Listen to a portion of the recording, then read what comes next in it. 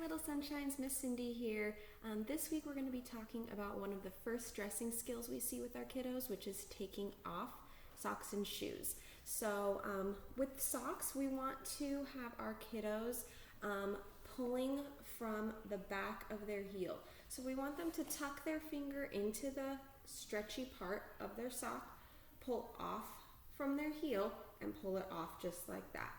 A lot of the times we'll see our kiddos pulling their socks off from their toes, which sometimes can be successful, but we want to learn that motor plan of pushing off from the heel, because when we take off our shoes, we push off from the heel as well. It's really challenging to pull your shoe off from your toes. So if we're learning that motor plan with our sock, we can transfer that skill to taking off our shoes as well.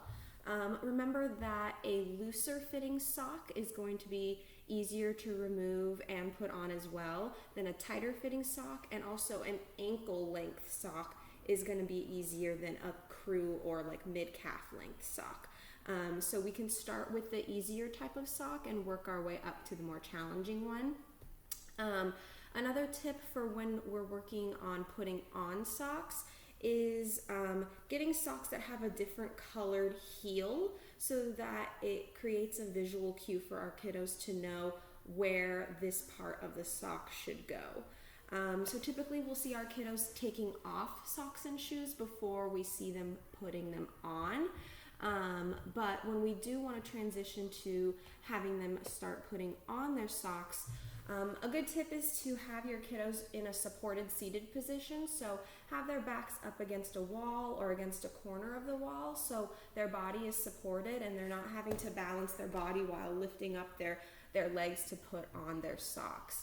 Another tip is I usually have my kiddos positioned just like this, with one leg bent and the other leg right in front of you, because what tends to happen is our kiddos will hold their sock like this and their leg is out to the side, and when they stretch it, the sock is only going to go over 2 or 3 toes instead of keeping our knee between our arms like this, so one hand is on either side of our foot, and then we're going to stretch it big and put it over our toes like this. If your kiddo's just starting, you can put the sock over their toes and then have them pinch from both sides of the sock and pull it up towards their ankle, just like that. Taking off shoes, we can start working on our kiddos pulling off those Velcro straps, using that pincer grasp to pull it off.